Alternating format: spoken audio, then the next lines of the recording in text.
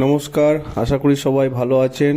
আজকে চলে এসেছি সেই বিখ্যাত বীরভূমের কেন্দুলি মেলা, যেটা জয়দেব নামে পরিচিত, জয়দেবের মেলা।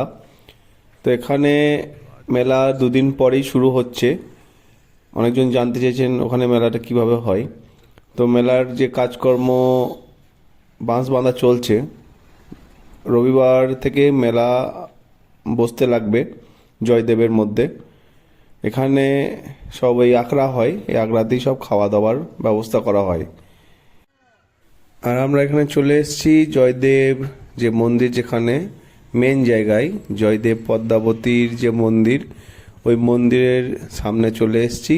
এইটা হচ্ছে তার সীমানা, গেটের যে ঢুকছি, গেটের ভেতরে প্রবেশ করছি যে জায়গাটা। তো কিভাবে আসবেন এই রবিবার থেকে, যে জয়দেব পদ্মাবতী বলেছিলাম, তো সেই ঠাকুর ভেতরে দেখতে পাচ্ছ বন্ধুরা, জয়দেব পদ্মাবতীর এনাদেরকে নেই সব অনুষ্ঠান, এত ধুমধাম, এত মেলা। আর মকর সংক্রান্তির দিন এখানে নদীতে স্নান করা হয়, এটা সব থেকে বড়। আর মন্দিরটার মধ্যে দেখো যে সব টেরাকোটার কাজ করা আছে, এখানে কোনো রং হয় না, সাদা রং। অনেকজন বলে যে ভাববে যেখানে রং করা হয়নি, সেটার জন্য না, রংটা এভাবে কোনোদিনই করা হবে না, যেহেতু টেরাকোটার কাজ করা আছে মন্দিরটার মধ্যে। এত সুন্দরভাবে সাজানো আছে অনেক আগেকার দিনের, সেই জন্য কোনো রং হবে না।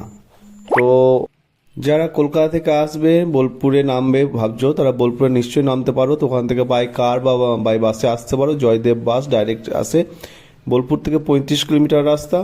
আর এখান থেকে বাই কারে এলেও মোটামুটি 40-45 মিনিট লাগবে। তো ভিডিওটা কেমন লাগলো বন্ধুরা অবশ্যই জানিও। জয়দেব মেলা শুরু হচ্ছে, তোমরা অতি অবশ্যই এসো। যদি ভালো লাগে লাইক, শেয়ার, সাবস্ক্রাইব অতি অবশ্যই করো।